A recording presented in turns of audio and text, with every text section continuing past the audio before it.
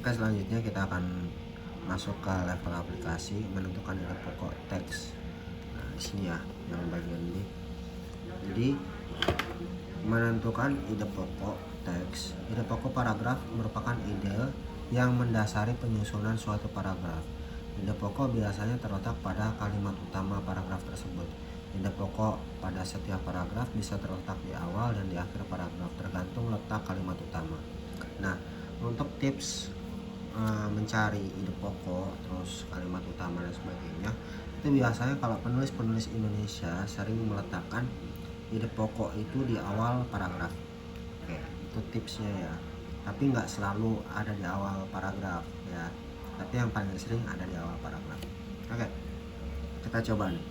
Contoh soal dan pembahasan. Bacalah paragraf berikut. Masih melekat di mataku pemandangan indah nan elok di pantai Parangtritis. Airnya sangat jernih dengan pasir putih lembut yang menghampar luas. Di sebelah kanan kiri, aku dapat menyaksikan air laut sejauh mata memandang. Terdapat pula pemandangan Bukit Kapur di sebelah utara pantai ini. Nah, pertanyaannya, ide pokok yang tepat terdapat pada paragraf di atas adalah. Ide pokok yang tepat berdasarkan paragraf di atas adalah. Jadi kita diminta mencari ide pokok. A. Pasir putih lembut. B. Keindahan pantai, keindahan Parangtritis. C. Keindahan air laut. D. Pemandangan Bukit Kapur. Nah, terus gimana cara menentukan ide pokoknya? Kita lihat lagi nih ya penjelasannya. Oke. Ide pokok suatu paragraf terdapat pada kalimat utama setiap paragraf. Kalimat utama paragraf tersebut adalah kalimat nomor 1. Kenapa nomor 1? Kalimat tersebut berisi pernyataan secara umum mengenai keindahan Parangtritis. Hal tersebut kemudian dijelaskan pada kalimat-kalimat berikutnya, mulai dari air laut yang jernih, pasir lembut, dan pemandangan Bukit Kapur. Ya, jadi kalau kalimat pertama itu masih nyambung, misalnya ini kalimat pertama ya. Masih melekat di mataku pemandangan indah nan elok di pantai Parangtritis. Ya. Apanya yang indah? Airnya sangat jernih. Selain itu apalagi? Kanan kirinya aku dapat menyaksikan air laut sejauh mata memandang. Ya, terdapat pula pemandangan Bukit Kapur di sebelah utara pantai. Nah, ini kalimat-kalimat selanjutnya itu menjelaskan kalimat pertama yang indah nan elok. Nah, berarti kalimat pertama ini adalah kalimat utama, dan kalimat utama ini membahas apa? Pantai Parangtritis. Nah, berarti ya jawabannya adalah keindahan Parangtritis. Nah, begitu. Nah, oke. Kita masuk ke bagian yang kedua. Oke, fokus kameranya. Oke. Menggali informasi tersirat dalam teks. Nah, kalau tersirat itu berarti ada di dalam teks ya. Tersirat. Tersirat itu nggak ada dalam teks, tapi kita bisa mencarinya gitu ya. Gitu. Kalau tersurat benar-benar harus tertulis gitu. Ya, bedanya tersirat sama tersurat. Selain informasi tersurat, sebuah paragraf pasti memiliki informasi tersirat. Informasi tersirat biasanya tersembunyi di balik kata-kata yang terdapat pada paragraf tersebut. Informasi tersirat dapat diperoleh setelah memahami maksud yang tersurat. Informasi tersirat dalam sebuah teks dapat berbentuk simpulan atau topik pembicaraan. Nah, apa itu simpulan? Simpulan merupakan bagian akhir berdasarkan uraian sebelumnya. Artinya simpulan harus menggambarkan keseluruhan isi pembahasan. Ya, jadi simpulan itu kalau kita sering sebut kesimpulan, nah, gitu ya. Ada simpul itu mengikat. Jadi dari awal sampai akhir itu digambarkan dalam satu kalimat. Nah, selain simpulan itu ada namanya topik. Topik itu apa sih? Topik adalah pokok pembicaraan dalam sebuah pembicaraan. Apa maksudnya? Dalam sebuah wawancara, diskusi, atau pidato pasti terdapat suatu topik. Topik dapat pula diartikan sebagai hal-hal penting yang dibicarakan baik dalam teks lisan maupun teks tulisan. Nah, biar nggak ngejelimet kita masuk ke contohnya aja. Oke, contohnya ya. Oke. Contoh soal dan pembahasan. Bacalah wacana berikut dengan cermat. Disiplin lingkungan. Musim penghujan lalu di daerah pinggiran Sungai Ciliwung, yakni Desa Wanayasa, terjadi banjir. Banjir ini memang sudah menjadi agenda tahunan. Menurut kepala desa setempat, banjir tersebut terjadi karena masyarakat kurang menyadari pentingnya kebersihan lingkungan.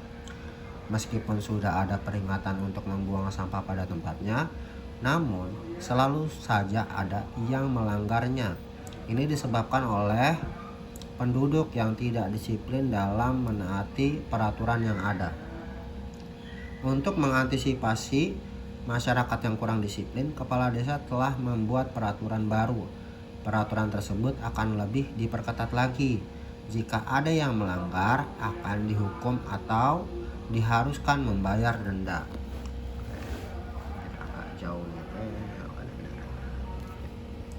Peraturan tersebut diantaranya wajib mengikuti kerja bakti setiap minggu.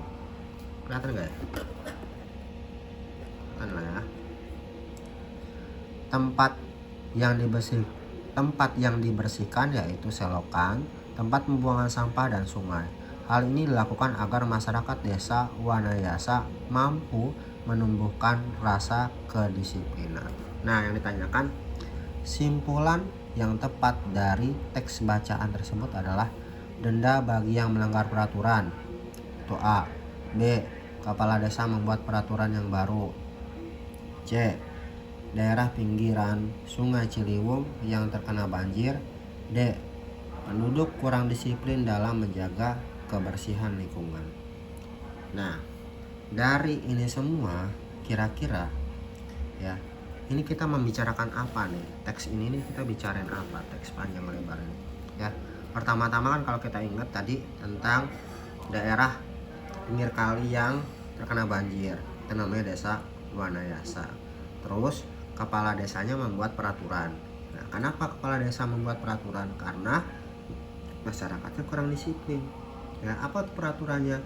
Ya, macam-macam tadi ya, mulai dari kerja bakti dan misalnya kalau melanggar denda dan sebagainya. Nah, peraturan itu diperketat karena apa? Untuk menjaga supaya warga desa tetap disiplin. Nah, jadi ya, percakapan panjang kali lebar ini menggambarkan penduduk yang kurang disiplin dalam menjaga kebersihan lingkungan yang menyebabkan tadi banjir ya. Nah, ini topiknya, ini simpulannya, ini adalah simpulan dari teks yang kita bahas tadi. Oke, kita masuk ke pembahasan. Kenapa itu disebut simpulan? Ya, simpulan merupakan pendapat terakhir berdasarkan uraian sebelumnya. Untuk mencari simpulan sebuah wacana, kita harus mencermati gagasan utama setiap paragraf. Yang paragraf pertama, ya, daerah Sungai Ciliwung mengalami banjir karena kurangnya kesadaran tentang pentingnya kebersihan lingkungan. Ya, tadi ya, ini yang paragraf 1 ya, mengalami banjir karena tadi. Terus, yang paragraf 2, kepala desa membuat peraturan denda bagi masyarakat yang tidak patuh. Ya, itu paragraf 2. Nah, paragraf yang terakhir, paragraf yang ketiga, peraturan kerja bakti untuk menumbuhkan rasa kedisiplinan masyarakat desa Wanayasa.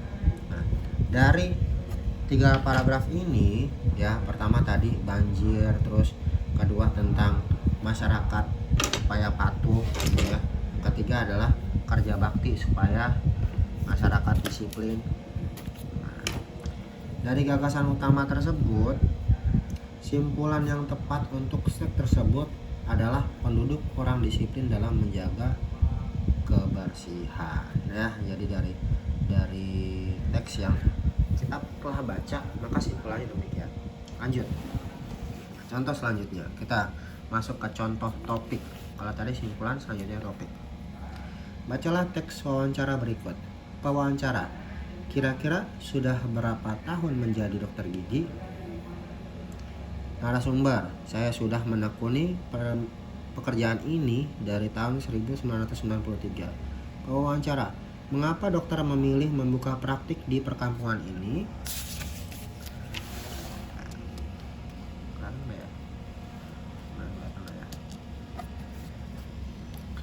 Narasumber, saya merasa prihatin banyak keluarga yang ingin memeriksa giginya tapi harus jauh-jauh ke kota dengan ongkos yang tidak sedikit. Wawancara, selama menjadi seorang dokter gigi, apa resiko yang pernah dialami dalam menangani pasien? Narasumber, setiap pekerjaan pasti ada resikonya. Saya pernah menangani pasien yang saat itu sedang kelelahan namun ia tetap ingin mencabut gigi. Saat akan saya suntik tiba-tiba dia pingsan. Nah, topik pada teks wawancara tersebut adalah A. Resiko menjadi dokter gigi. B. Menangani pasien sakit gigi. C. Menekuni pekerjaan dokter gigi. D. Pengalaman seorang dokter gigi. Nah, wawancara ini kan kalau cuman resiko, tadi kan resiko cuma di sini doang ya, resiko nih. Ya, yang bagian terakhir. Terus menangani pasien sakit gigi ya di bagian ini ya. Terus menekuni juga sebagian-sebagian, tapi secara keseluruhan ini membahas tentang apa? Kita lihat lagi. Ya. Nah, kalau ditanya kira-kira sudah berapa tahun menjadi dokter gigi, berarti menanyakan tentang pengalaman. Oke, good. Ya, coba kita cek ya di pembahasan. Topik adalah pokok atau gagasan utama yang dibicarakan dalam percakapan.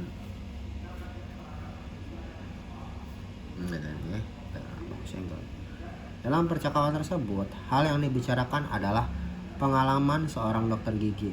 Pada percakapan tersebut, awalnya ditanyakan lamanya dokter tersebut menjadi dokter gigi. Kemudian, alasan membuka praktik dokter gigi di perkampungan. Kemudian, berikutnya adalah resiko dokter gigi saat menangani pasien. Semua hal tersebut berkaitan dengan pengalaman seorang dokter gigi. Nah, oke.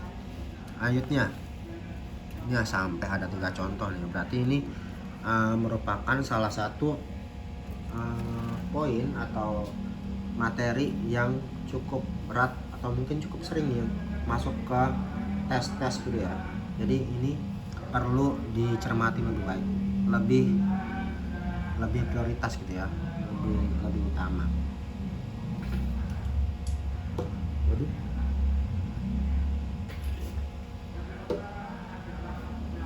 Oke. Selanjutnya, cermati paragraf berikut.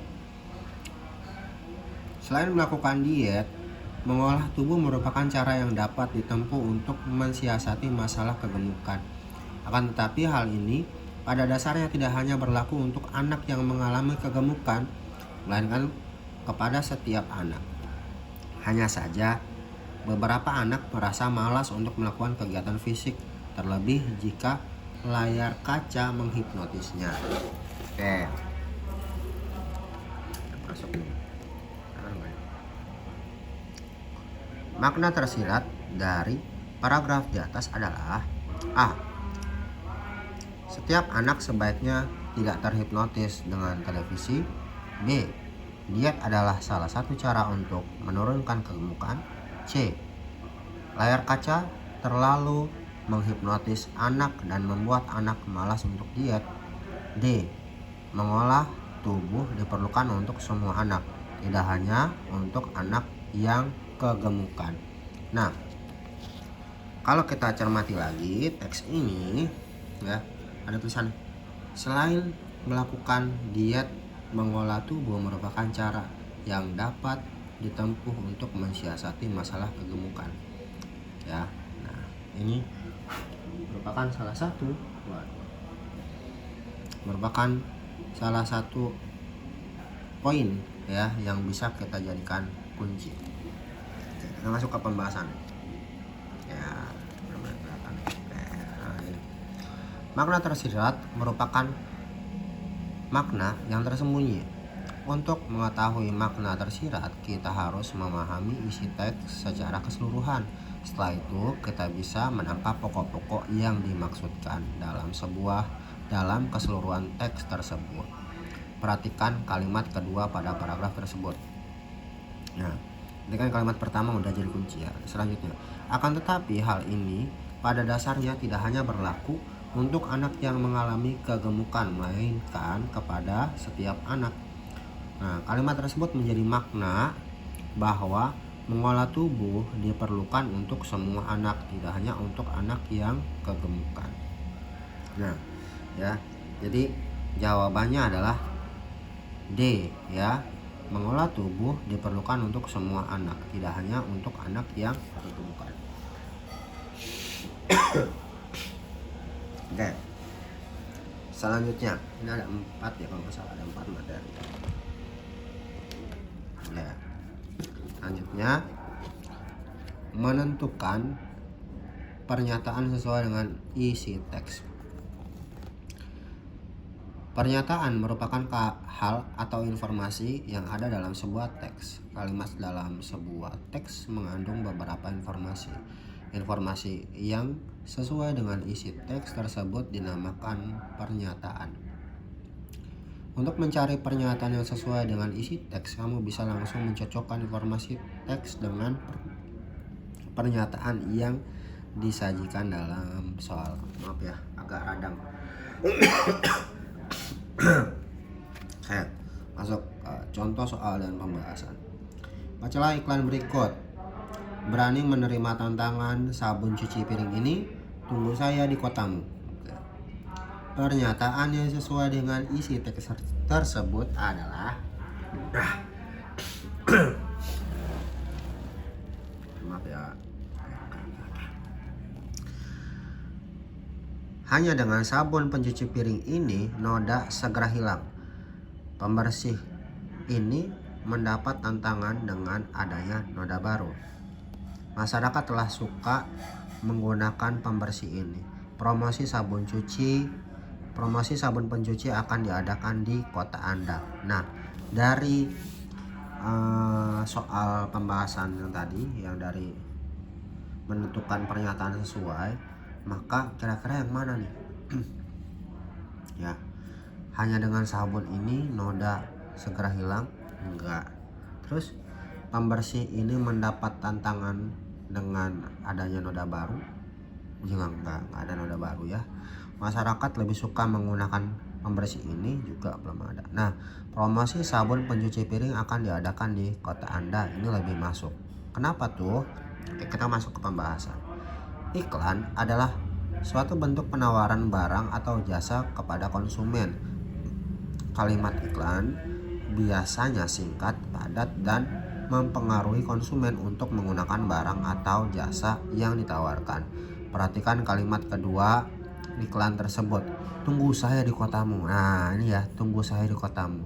Kalimat tersebut bermakna bahwa promosi sabun pencuci akan diadakan di kota Anda, gitu.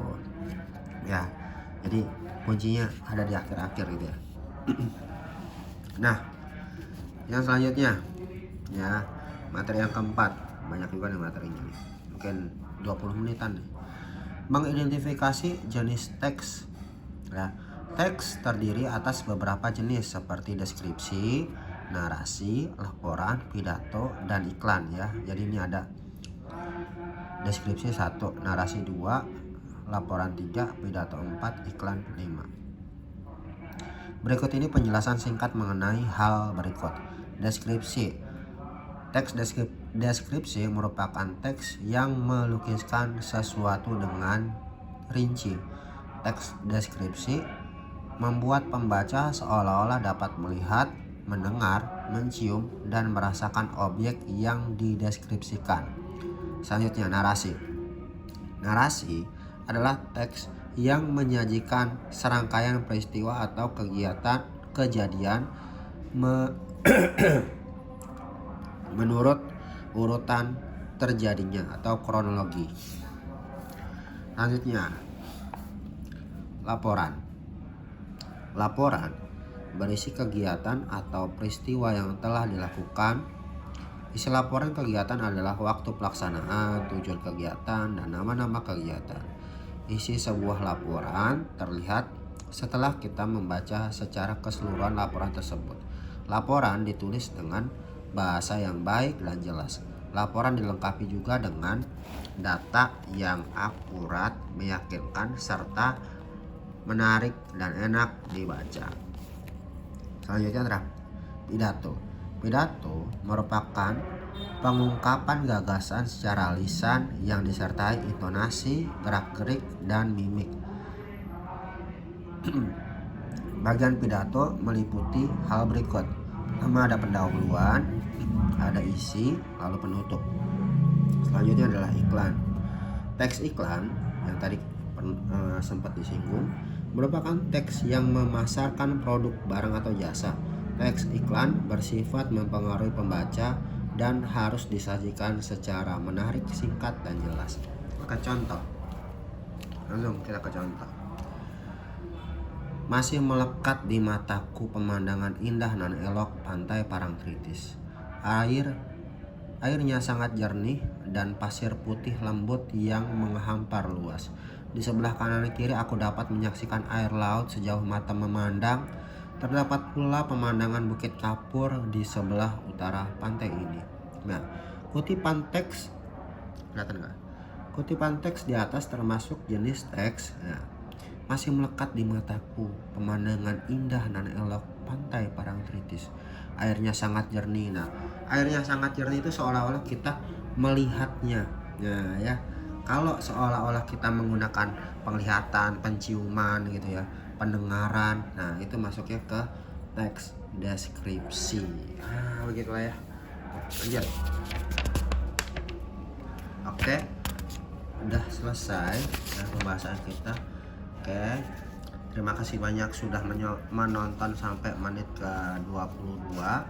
Bagi kalian yang pengen lanjut menyimak pembahasannya, jangan lupa di like, subscribe, jangan lupa juga share ke teman-teman yang lain. Semoga video ini bermanfaat. Sampai jumpa di video selanjutnya. Salam TK.